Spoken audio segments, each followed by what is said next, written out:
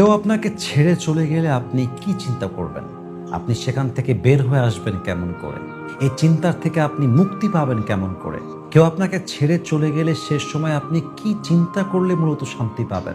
আপনি মূলত কি কাজ করলে ওভারকাম করবেন? প্রথম কথাই হচ্ছে এইটা, কেউ যদি আপনাকে ছেড়ে চলে যায়, বি গ্রেটফুল ফর ইট।